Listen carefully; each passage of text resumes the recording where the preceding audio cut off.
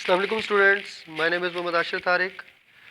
Okay students, आज हम लोग chemistry 9 chapter number 2 structure of atoms उसका एक टॉपिक है जिसका नाम है बोहर्स एटॉमिक थ्योरी। उसके आज पार्शुलेट डिस्कस करेंगे। तो जैसे आप लोग जानते हैं कि बोहर्स ने क्या किया था, बोहर्स ने किस चीज़ पर हमें एटॉमिक मॉडल दिया, क्योंकि रदरफोर्ड ने जो हमें एटॉमिक मॉडल दिया था, उसके अंदर कुछ डिफेक्ट्स थे। जैसे वो कह रहा था कि इलेक्ट्रॉन्स जो है वो अपने एनर्जी को हमेशा क्या करते हैं, लॉस करते रहते हैं, कॉन्टीन्यूसली एनर्जी लॉस करते हैं। लेकिन अगर वो कॉन्टीन्यूसली एनर्जी लॉस करते हैं तो इसका मतलब वो अपने इलेक्ट्रॉन्स जो है, जो एटम के इलेक्ट्रॉन्स है वो न्यूक्लियस के अंदर गिर जाते हैं। लेकिन ऐसा तो नहीं होता। तो इस चीज़ के बारे में अब फिर इस चीज़ को एक्सप्लेन करने के लिए इसको क्यों गलत है, उसने फिर रदरफोर्ड ने बोहर्स ने हमें क्या किया, एक मॉडल पेश किया जिसका नाम था बोहर्स एटॉमिक मॉडल। तो बोहर्स एटॉमिक मॉडल के मुताबिक उसने बताया था कि जो इलेक्ट्रॉन्स अपने ऑर्बिट के अंदर मूव कर रहे होते हैं उनकी एनर्जी क्या होती है, फिक्स्ड होती है, वो अपनी एनर्जी चेंज नहीं करते, क्वांटाइज्ड होते हैं। क्वांटाइज का मतलब है कि वो अपनी एनर्जी को क्या रख रहे हैं, फिक्स रख रहे हैं।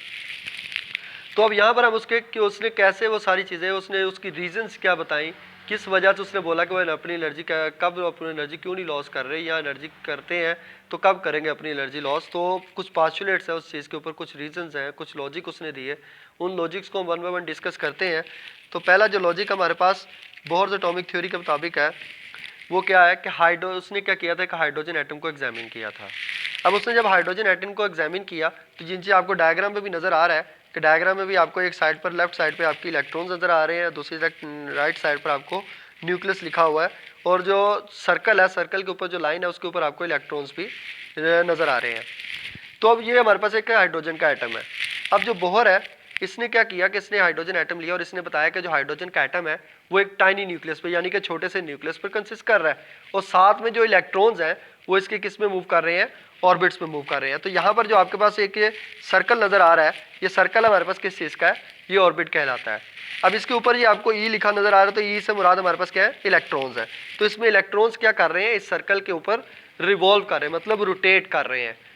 तो ये हमें किसने बताया, बोहर्स ने बताया। अब क्योंकि जो चीज़ सर्कुलर फॉर्म में मूव कर रही होती है, सर्कुलर फॉर्म में रोटेट कर रही होती है, तो उसका क्योंकि सर्कल है तो सर्कल का रेडियस होता है, तो एक खास रेडियस के अंदर वो क्या कर रहे हैं, अपने आप को मूव करवा रही है। क्योंकि रेडियस जो है वो सेंटर से हाफ सर्कल को हम किस चीज़ का नाम देते हैं, रेडियस का नाम देते हैं।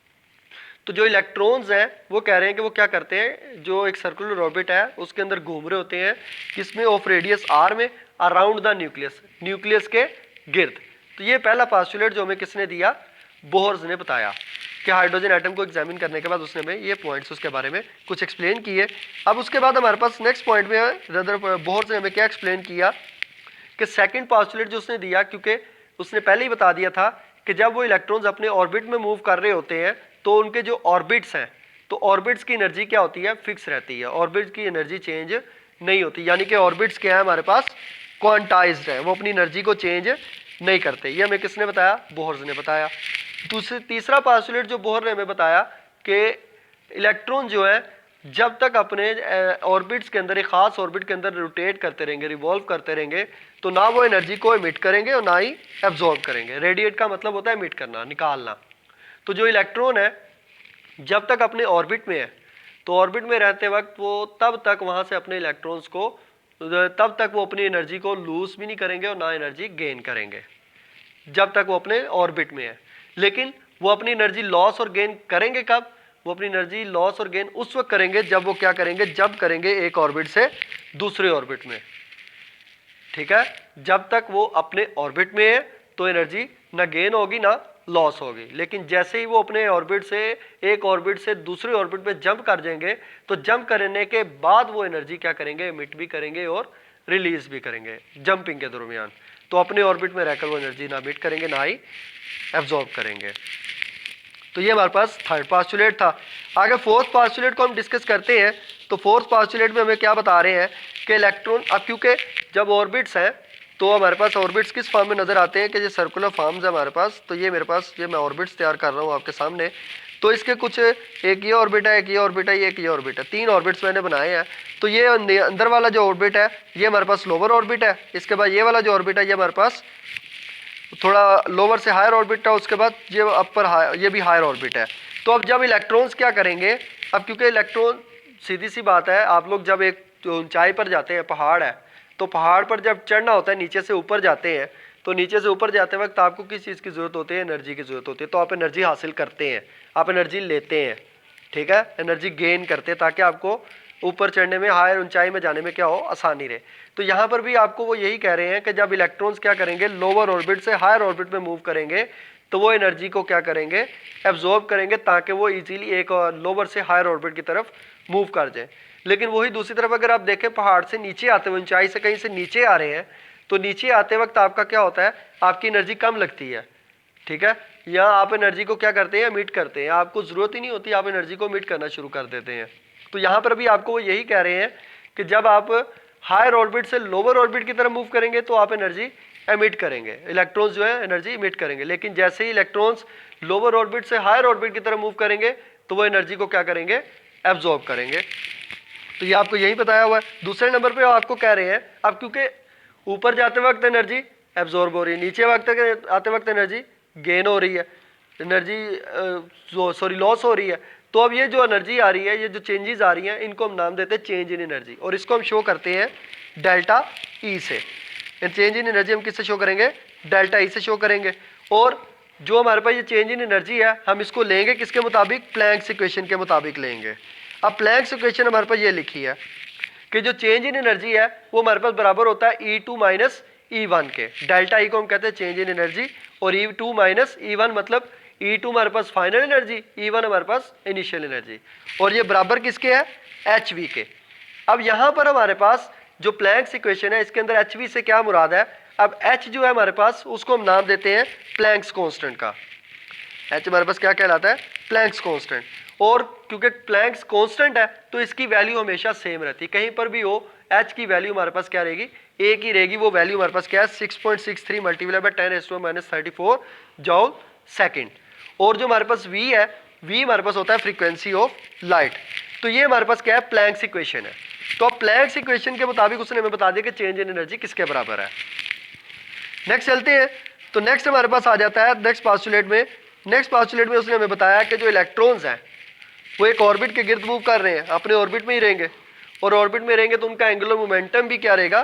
फिक्स रहेगा। वो अपना एंगुलर मोमेंटम क्या रखेंगे? फिक्स रखेंगे, यानी कि उनका मास, वेलोसिटी और रेडियस, तीनों की तीनों चीज़ें क्या रहेंगी? सेम रहेंगी। ये तीनों चीज़ें डिफरेंट नहीं होगी, क्योंकि एंगुलर मोमेंटम जो है वो बराबर है MVR के। एंगुलर मोमेंटम किसके बराबर है? MVR के। M मतलब M हमारे पास होता है मास, V हमारे पास है वेलोसिटी, यानी कि जिसको हम स्पीड कहते हैं, और जो है R है, तो R हमारे पास क्या है? रेडियस। तो तीनों चीज़ों पर ये क्या करता है? एंगुलर मोमेंटम डिपेंड करता है।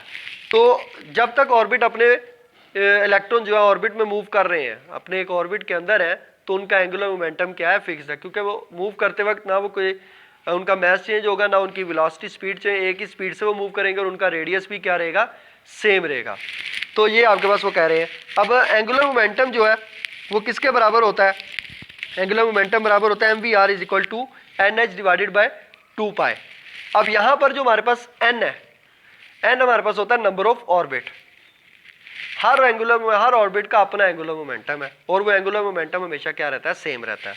मिसाल के तौर पे आपके पास ये मेरे पास 3 ऑर्बिट्स हैं, मैं आपके पास 3 ऑर्बिट बना रहा हूँ। ये दरमियान में जो डॉट है ये न्यूक्लियस का है।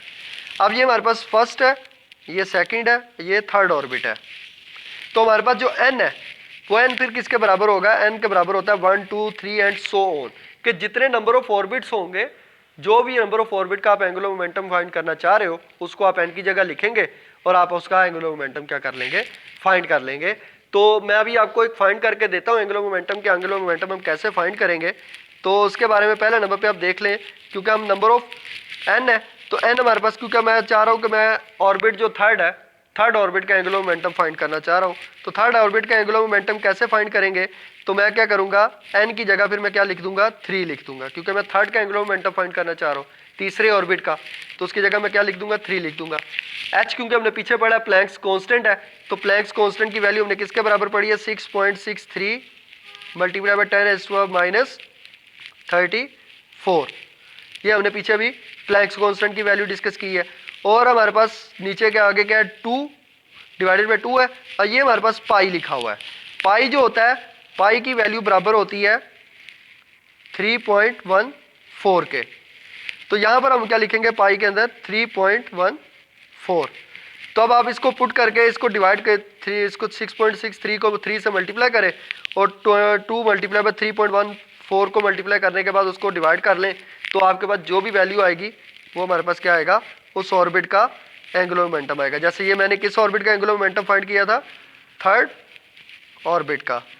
तीसरे ऑर्बिट का एंगुलर मोमेंटम हमारे पास ये आएगा इस तरीके से, ठीक है। तो अगर आप पहले ऑर्बिट को फाइंड करना चाह रहे हो तो आप n की जगह 1 कर दो। अगर आप सेकंड ऑर्बिट के एंगुलर मोमेंटम फाइंड करना चाह रहे हो तो n की जगह 2 कर दो, और अगर 3 का तो n की जगह आप 3 लिखोगे। तो जो ऑर्बिट जिस ऑर्बिट का आप एंगुलर मोमेंटम फाइंड करना चाह रहे हो उस ऑर्बिट को आप क्या कर दोगे, n की जगह उस नंबर को आप पुट कर दोगे। बाकी h की वैल्यू कांस्टेंट है वो सेम रहेगी, पाई की वैल्यू भी कांस्टेंट होती है, पाई 3.14 के बराबर है, 2 आपके पास वैसे ही है। तो आप इजीली क्या कर सकते हो, हर ऑर्बिट का एंगुलर मोमेंटम आप फाइंड कर सकते हैं। तो उम्मीद करता हूँ स्टूडेंट्स आप सबको समझ आ गई होगी। तो अगर फिर भी कोई डिफ़िकल्टी है इसमें तो आप लोग मुझसे कमेंट्स में उसके बारे में पूछ सकते हैं, मैं इंशाल्लाह आपको रिप्लाई करूँगा। ओके स्टूडेंट्स, अल्लाह हाफिज़।